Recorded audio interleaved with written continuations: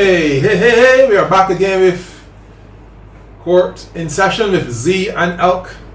We don't have to tell who's Z and who's Elk. So ready to go? We're ready to roll. What is the first thing you got on top there for me? Well, we got final games of round one. Yeah. The BABA Premier League. Yeah. That was Sunday. We had as we told the audience, it was gonna be an exciting day of basketball. It was a great day of basketball. That whole evening was really good. Yeah. And we started off at 2 p.m. which was a clash of the middle round. Yes. You had the Lakers and Celtics. Lakers and Celtics. Yeah. They got the NBA now. But we had Lakers and Tridents. Tridents, yeah. Two teams tied at 3-3. Yeah. Battling for that 4th and 5th spot. Yeah. The game was kind of back and forth early on. Mm-hmm. It was a very exciting game. The Lakers jump out their early lead in the first quarter. Tridents come back.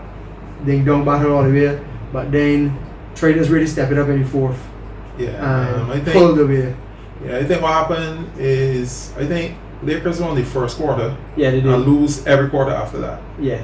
Right. So the Schoolboys just got stronger. Well, Lakers got weaker. but even the fourth quarter, they outscored them 31-18. Yeah. Schoolboys outscored Lakers 31-18. Simeon had 23. To me, Sadiq Brown.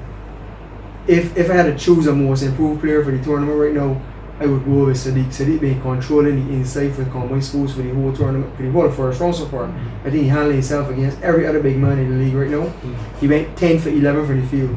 Yeah, I am honest with you. Sadiq does what he does better than most people. He doesn't do a lot, but what he does, he can rebound the basketball, and if you give him that little 4-foot shot, he can score it. So he averaged double-digit rebounds for the tournament. Yes. But that game in particular, he had 21 points, 13 rebounds.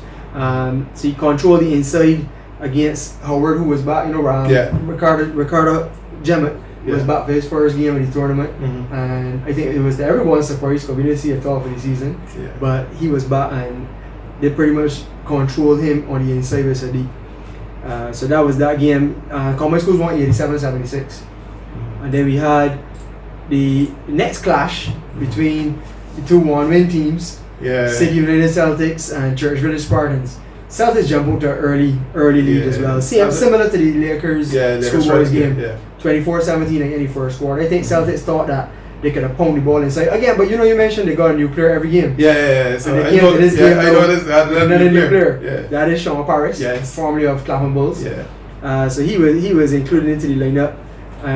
But Sidney Ross started the game well on the inside, but I think they went away from him a bit.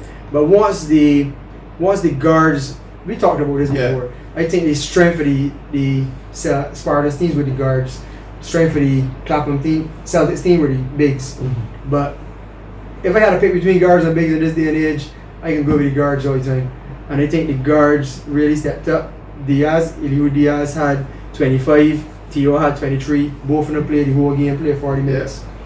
They controlled they wanted to win that game.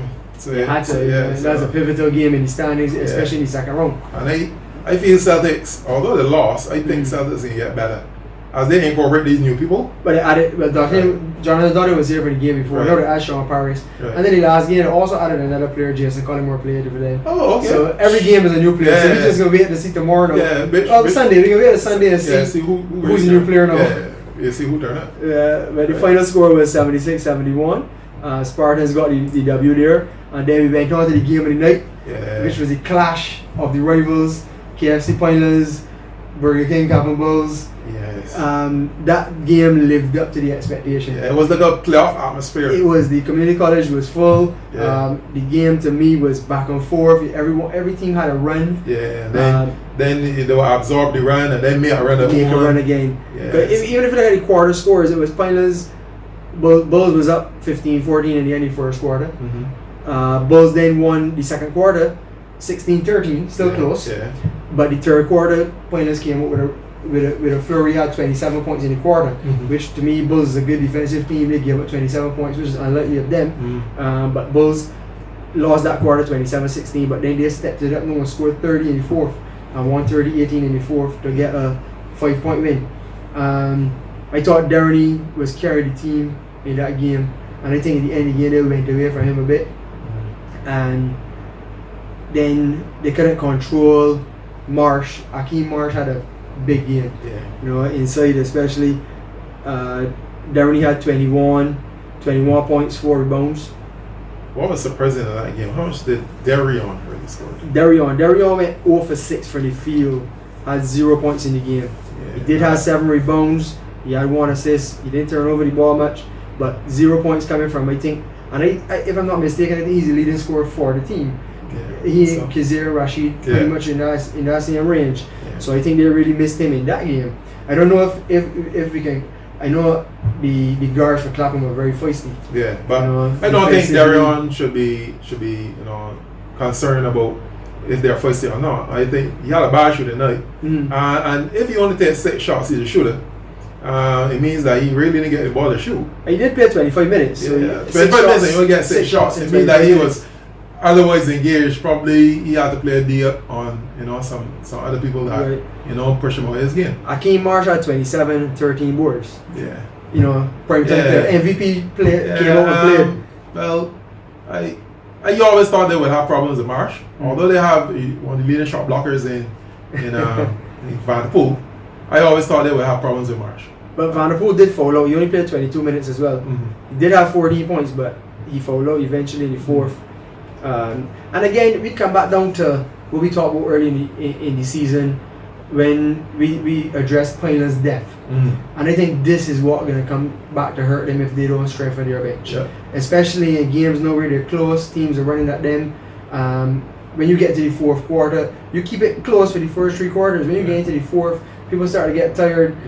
Rotations have to be made, and then you got to depend on your go-to players at the end of games when the legs in there. And you're playing against a quality team like Clapham who have a deep bench. And players that can get up and down. And strong, and you can look at them and see that they were people in gym and that sort of stuff. You definitely so I think Pineland's gonna be there or thereabouts. I also think that Cavaliers gonna be there or thereabouts, but I wait and see who will beat Bulls. I think right now Bulls are the strongest team in the league. You know, we can't get the defending champions again. You can't get away from that. But that, if it stays as it is, that Pineland Station Hill semi-final matchup, potential semi-final matchup, that should be very really exciting. You know, that would be a very exciting playoff matchup. That would be, you know, that would be a crackerjacker for the playoffs. Definitely. But then whoever wins that game play against Bulls. That's even better. So we have got 2 series that we can really. But then I guess you come, you know, the 4th seed already if you were against Bulls. I am saying the top 3 teams, right? The top 3 teams are above a little above everybody else, and we gotta be honest. I mean, I would like to say that the 4th team will you know, make an upset. But I still feel that the top, unless Lakers or Tridents can raise the games. If they continue at the level that they are, they can't compete. They will win again. But I don't think we're in a series against Bulls.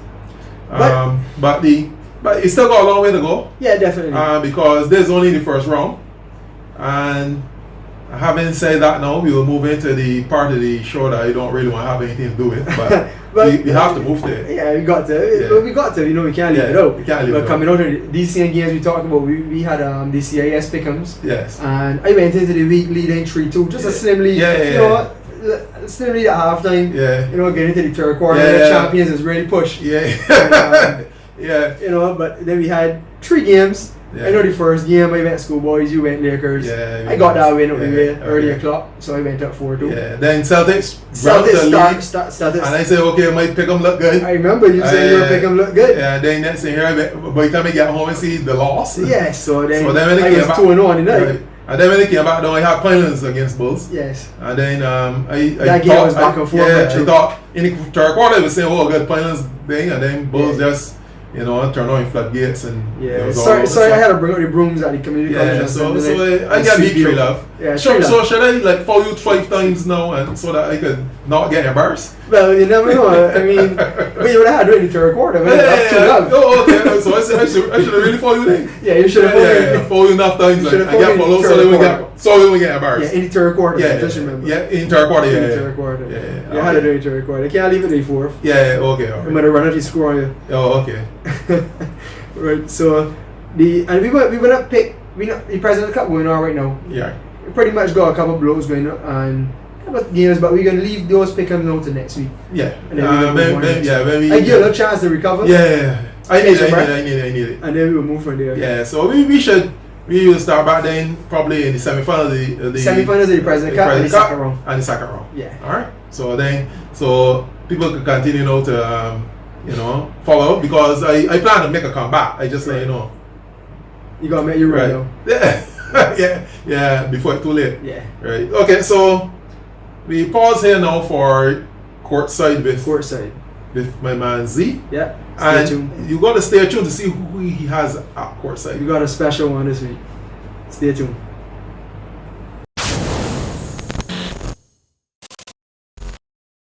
Alright, welcome to Courtside, and we are here today with AKEEM MARSH from Burger King Clapham Bulls, last season's Premier League MVP and defending champion Clapham Bulls, I should mention. His first season with Clapham Bulls, if I remember correctly. Yeah. Well, coming back. Yeah. He played there already, and he brought home glory to Clapham after 13 years without a title. Yeah. So we got national player AKEEM MARSH, former professional basketball player AKEEM MARSH, and he's currently leading the charge again for Clapham with a 7-0 first round record, and they're also on to the semi-finals in the President's Cup. So AKEEM MARSH lifting the title last season. How would you have felt gaining victory, especially in a game 5 in a big series for Clapham? It was a new feeling for me because it's the first time ever winning championship. We've been knockout at St. John's already, right? But the title was a different feeling, a new feeling. And we actually felt good for like the whole summer. You know what I mean? Making everybody say, yeah, finally win the championship. We're already NBA trophy. Basically, yeah. Right. I did mention with Ryan Leacock, your coach, at time in our previous interview, it was the first time that everyone on the team won the championship in BABA. And I know that had to be a feeling because everyone felt the same way. Yeah. It's a new thing to everybody. Nobody wasn't there before. Mm-hmm. It's a new thing for everybody. So you going through that in terms of celebrating all through the summer, I could pretty much imagine how that felt for the team. Yeah. And rolling into 2020 now, you're still unbeaten. Yeah. You had some easy matchups, but then you had a few tough matchups coming on to the end. You're still unbeaten. So what's some of your goals going towards this season? Just to repeat championship. I'm not really worried about the individual accolades anymore. I'm not the fast athlete in basketball now, so it's just about winning the big cup. Just doing the double. Yeah. Getting it going back to back. But you thought the individual accolades, I know your scoring it's probably on average where usually is averaging 17 points a game, 3 assists. You're leading the league in rebounds. You're always up there. You got 11 rebounds a game. You're 4 steals a game. You're always active. You know you're always getting a lot of steals. So the numbers are still pretty much there, but you got a well-rounded team. Yeah. I see you got a lot of help from a lot of other players. Who are some of the key players in your team you think that has taken the step from last year to this year that you can kind of ease off a bit and trust more your teammates? I think on my team who's really improved a lot was Tieron. Coming from his first season was with us last year too. Coming from players, but he has definitely improved his game, especially his shooting. Right. But we also rely on Raheem and Drew. We rely on the everybody. Team. It's a team effort. Yeah. When the coaches back down, because you got a pretty long coaching staff as well. It's true. Right. So let me go back a bit. I know you're a former professional basketball player. You would have played in Australia a bit. You would have played in France, if I'm correct. Yeah. And what were your experiences like playing overseas? And not only playing overseas, but coming from, you didn't play college basketball in the States, which we know as basketball players that in order to get to that next level, you kind of have to have that on your resume. Yeah. You went to the long road. Yeah. You got there. Yeah. What is your feelings about playing overseas? For me, playing overseas, the biggest challenge was, as an import player, you gotta do more. You gotta always do more because they could basically find the talent in their home country, but they're going outside their country to bring you in. You gotta do something extra. Exactly, you gotta do something extra. If it's diving for loose balls, you gotta do something to make these men know, hey, I pay my money, they get my money. So now saying that, is it a case where every day you kind of living on edge? Like knowing, like, you go up perform your best here today, any slip up, there's a possibility that you could be on your next play home. Not necessarily. I don't think it's that rigorous, but I just think like that's just the expectation of an import player to be a leader on the team, either defensively or offensively, regardless. So a lot of the younger players would know you. You're kind of you're one of the top basketball players in Barbados right now. Younger players coming up would know of AKEEM MARSH. We would have had other players we looked at when we were growing up. Because back then, you know, Sidney Rowe was younger, Ryan Leacock was a basketball player, Victor Payne, all of these players coming up, we looked at. So players looking at, you know, what advice would you give them as young boys looking for scholarships, looking to go overseas? What advice would you give them? Hard work, just get through the game. I remember when I was younger, I used to play basketball every single day. If it wasn't training, it was scrimmaging, just playing basketball. Down at BCC with schoolboys, and then at UE, leaving UE from playing basketball to come at BCC to practice with schoolboys, it was just basketball all the time. So once you keep putting in the work, it will eventually pay off. So this season now is we halfway there. The season actually started earlier this year, and we have this is a national year. Can I ask if you were still currently looking to play for the national team? At first, when the season first started, I wasn't sure because I was having some problems with my lower back, but I feel better now, so I don't know. I guess when the summer comes or when that time comes, I will decide for sure if it's go. But it's more looking up for me to go now than before. I guess that's a positive sign for Barbados basketball. But you're a key part in the whole setup for Barbados basketball right now. You're pretty much one of the leaders, one of the veteran players now. You rely on your experience, especially, you know, with the younger players coming up and stuff. You're one of the biggest players in the league. You show it when you're on the court and off the court. But other than that, I know Clapham looking to repeat, looking to do the double. You've got the President's Cup coming up. You're moving into the semi-finals.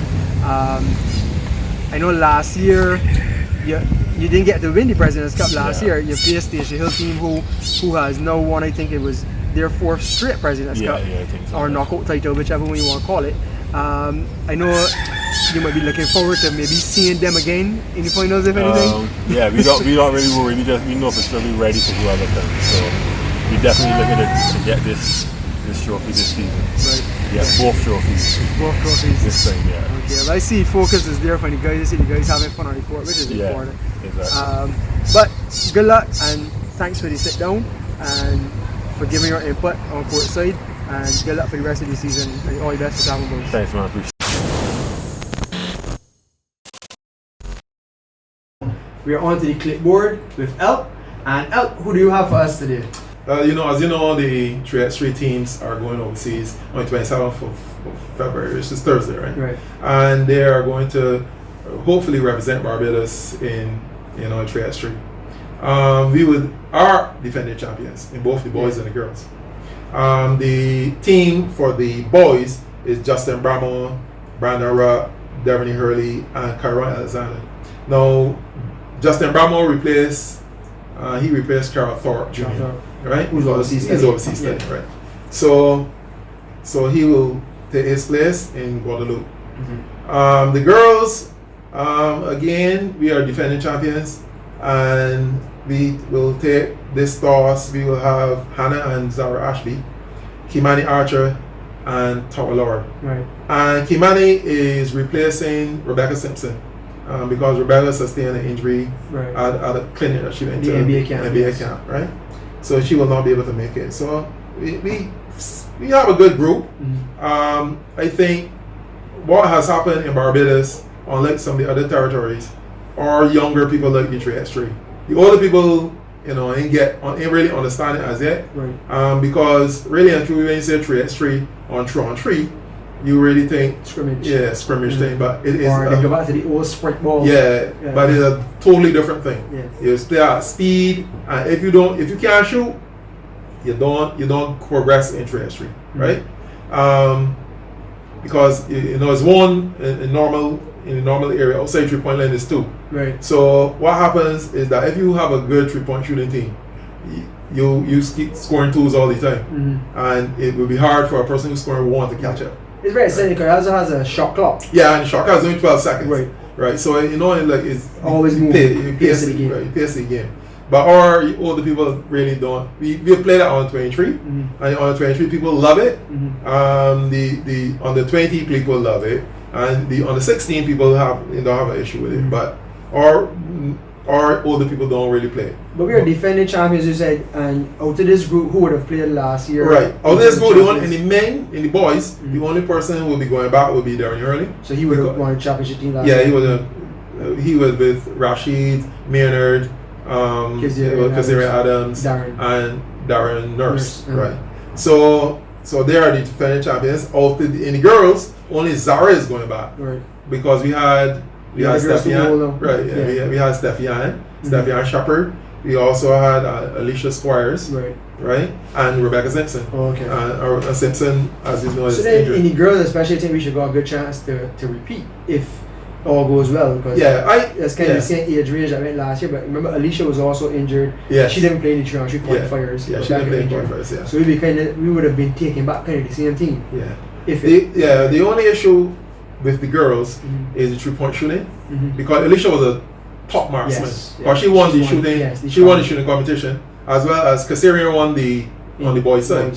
So we were the top shooting team in Guyana in the last year. So we'll see. I have no doubt our girls will perform well, and I am really looking forward that our boys will also perform well. So on this clipboard, right, I think we have a really nice group of good, talented players. Yeah. So that's it for my clipboard. And I know you will be traveling with the team as a coordinator. Yes. So then you can report to us. Well, we can report on some of the games and stuff and see how it goes overseas. Yeah, and I got much mention too that FIBA selected Tyrone King as a youth leader. So he'll be going to be something new. Yeah. Apparently they know FIBA in there trying to get more people, young people involved. So we sent forward some names and they had to send resumes and stuff, and they chose Tyrone King as a youth leader. So he'll be going. Yeah, he'll be going with the. It'll be good, exciting tournament. Yeah, it should be interesting. But hopefully, if we could get a live stream as well, we could probably broadcast that out if that is available during the weekend. So as soon as they get out there, we can probably shoot out people review and stuff. We'll see, especially when Barbados playing. Right. So we'll see how that goes. Well, that's on the clipboard with Elk, and now we're moving on to something really exciting. Yes. Something that I think you're looking forward to more than me. Yeah. Based on what we were discussing is we have something called the player rankings, and these player rankings are not my opinion, they are not Elk's opinion, they are solely based on the stats. Right. So we took out 21 categories, right? And we put our formula, the CIS formula, on it, and it goes right across the board for everybody. And what we did, we came up with names for our we did top 20, but we will discuss today the top 10. And I will start with who's number 10, because there's a lot of surprises in this thing, right? There's a lot of surprises in this thing. At number 10, surprisingly, is Darren Hurley. Darren Hurley at number 10. He's at number 10. And this is, as you said, this is according to the stats from first round of basketball. Yeah, only first round of the algorithm. So them just give me the list. And so we have nothing to do with stats here. Yeah, there's what stats here, and we took the 21 categories. So at number 10 we got Darren Hurley from finals, which I think is a surprise to a lot of people. He's been having a phenomenal year. Yeah, he's been having a really great year. Right. So who we got number 9? Number 9 is Raheem Gibbons. Point guard, starting guard from Clapham Bulls, defending champions. Yeah. I think he's been having a solid year too. Yeah, he's solid. I think that he complements Marsh to me really good. Yeah. I think Bulls team is they got well-rounded team. Yeah. Then number 8, surprise, your guy, Theo Greenwich. I guess the turnovers was a stat. Yeah, well, the turnovers was a stat, but he's doing a lot of other things. He's got a lot of other things. He's top in steals. He's top in scoring, right? And he has, the stats have shown that he is deserving of the 8th position. Well, I would never question him. His effort alone, as a coach, I don't question him. People put the effort. You put the effort, you deserve everything. Yeah. So we got at number 7, Simeon Maynard. Yes, and he's also having a phenomenal. And he's at 7. Yeah, he's at 7. And I can tell you, he's not the only trainers player on this list. No, well, and he's at 7. Yeah, he's at 7. So we don't know what happened next. So Simeon, to me, I think he's averaging the highest 3-point percentage right now in the league. He's averaging the highest most 3 points made. I think he's second most. Yeah, he's second most made. I think I think highest in percentage. Diaz has the but he has a higher. He's been leading. Simeon has been having a really good year. He really good year. He's been very solid at the guard position. He has some flaws, but he has them very well. 15 years old. He's hit them very well, and he really understands basketball. He's a one for the future. He's a leader. Yeah, I have no problem with him at being number 7. Right. So we got. But then number 6 is another Spartans player. Oh my! Church Village. Yeah, Diaz. Yeah, Diaz does a lot of other things. Besides shooting shot, yes, because he's really good at assists, right? He gets some steals as well. So he is not only a one just get the ball and shoot it enough. He's a fellow that But from watching them play as well, I can tell you that he's one of the best pick and roll players in the league. And to me, they do not utilize the pick and roll as much as they should with him. Oh, okay. Defenders in Barbados got a real trouble marking the pick and roll. Yeah. And I think that get him at top of the key and just let him work off of those picks. The disadvantage is that Spartans doesn't have many shooters. Yeah. So when you're coming off of those picks, teams can just suck it in. Yeah. And that's really a big difference. Yeah. If they get some shooters, they can get some trouble in them. Yeah. Yeah, because they're too bad on the inside once. Philip Harewood and their friendly them can rebound the basketball. And at number 5. Number 5. Finalist player. And another finalist player. Kasarian Adams. I think this is a surprise to a lot of people. Yeah. I think Kasarian has been having a nice, decent year. Decent year. Yeah. He's been quiet but putting up the numbers. Yeah, there's not been like a splash. Yeah. Right? But he's been solid. My biggest issue with Kasarian is that he will not increase his body mass. No, I was watching him the other day on the bench, and I think, and we all know this is a senior national year. And I hope he hears this. But to me, if he wants to take a step to the next level, his body has to look better in terms of his size and strength. Yeah. Right now he looks like he still goes to school. Yeah. But he really looks like a schoolboy. Yeah. He still looks like a schoolboy. And to me, if he wants to get at that next level, he has to. And we've been having that discussion with him for about 3 years. But he should really get in the gym. They got come a time ain't gonna start having this guy. He's gonna do it. Yeah, you really gotta do it. So we got number 4. Number 4, another surprise. Former MVP. Yeah, Keith Burkett, LSC. Why you want to say surprise? Because Lakers not been playing very well. But Lakers is a top player. So but I have to tell that Keith has been doing his stuff because he's like number 3 in scoring. Okay. Right? Average, right? Right. And his percentages are not bad either. He's not shooting a bad percentage. The issue he has right now is the amount of shots that he's getting. Okay. I think he needs to he's not getting enough shots. The difference between Keith from this year now and years past, to me, is that he actually has a natural point guard playing now with him. Yes. So he's not handling ball as much. So to me, the coaches could probably get him more shots off the ball, different stuff. I mean, I ain't directing at you. I know you use one of the Lakers coaches, but I'm just saying, to me, it should actually increase his shots because he shouldn't be as tired handling the ball all the time, people in his face all the time. He should be able to move freely down the court. Yeah, I think the issue with Lakers right now is chemistry. I think they're still trying to incorporate all these new people that I had. But I mean, you already played against the season. Yeah, but I got to tell chemistry don't work. As you know. But if you ain't good at chemistry in school, you eventually drop it. So you just play it. Yeah, you just gotta play it at some point. Number 3 is another finalist player. This is Rashid Miner. And just before we go any further, I hope you know Rashid right now has been coming off his bench the whole season. Yeah. So he's kind of like, if we had a 6 man a year, he would be 6 man. He would probably be 6 man a year. He's number 3 player on the rankings. Yeah, he's number 3 man on the rankings. He's also having a solid year, and I think he really was a little peeved that he wasn't called the Trezzy last time. Right. So he's trying to make sure that his name is in the conversation at least this time. And he's doing a fairly decent job for pilots. But when you compare now with Rashid and Kazarian, I can actually see the difference in body sizes there now. Yeah. But so that tells me now that at least Rashid been working a bit at that part of it. You don't just game mass overnight. You don't just go sleep and wake up bigger. Yeah. So, and you can see in his game in terms of going to the basket, in terms of strong finishing. Right. And I think he's also one of the leaders in 3-point shooting right now in the league. Yeah. So then, number 2, surprise. Wait, if this is number 2, AKEEM MARSH.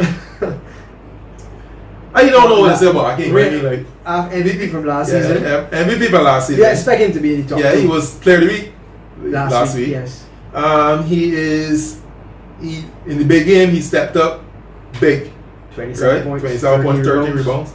So he is number 2 player based on the stats and based solely on the stats and the categories that we pick, and the categories go right across the board, and we try to make sure we pick the categories that it will not be advantageous to anyone. Right. So for example, you won't say like a forward wouldn't be able to get in the top 10 or whatever. But Marsh is number 2. And remember, this is only after first. And this is the first round. Right. And if anybody was watching the basketball, they won't be surprised who's number 1. Okay. Well, you tell us. Number 1 is Kyron Alexander. Okay. And Kyron remarkably is shooting over 50% from the field. From the field. I just want you to know that. But what I would like to mention on this one is if you realize the last couple of games, Kyron's scoring has been down. But he's still been contributing in all the other statistical categories. So he is really playing well, right?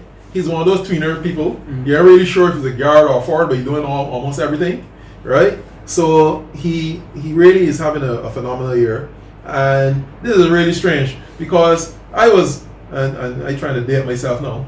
I was around when his dad was playing, and he was 16, and we had a team coming from Germany. Right. I think it was Blumberg or something like that, and Tyrone, his dad, actually playing that game, and he's only 16 years old at the time, and he was one of the same sort of like in between. He's too small for a forward, and he ain't got good enough as a guard. But when you give him the ball on the basket, he gets score.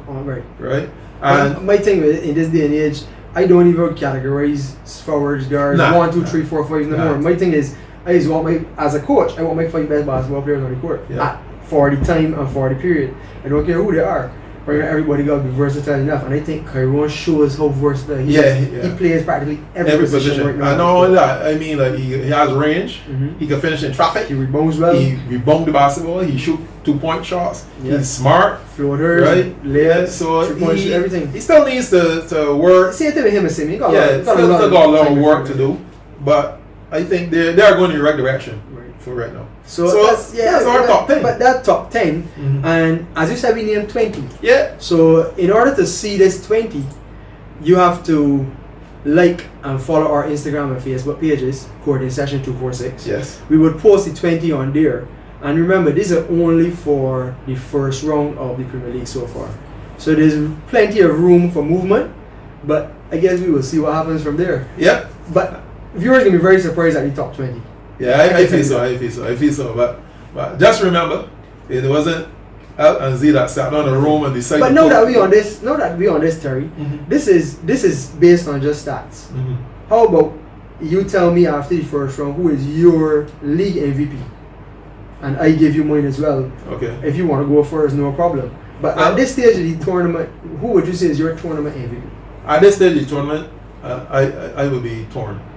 Because it would be either Darren or AKEEM MARSH. Okay. Right? I ain't see many people after that. I think, Maynard is playing well and Adams is playing well, but I think Darren is really carrying that team.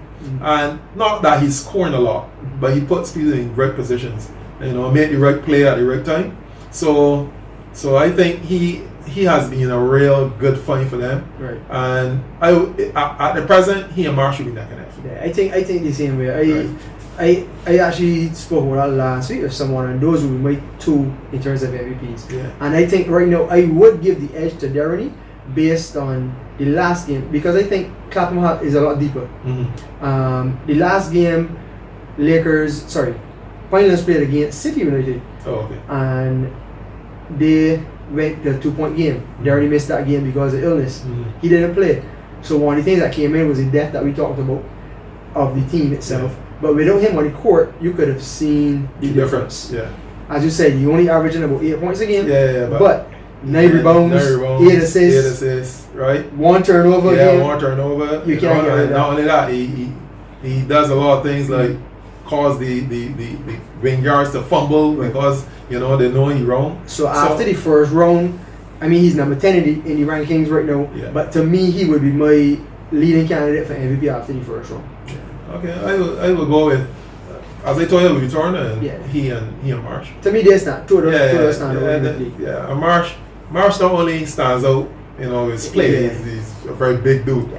right? So he really shows his thing. So right now, that is it for Court in Session, and now we are adjourned.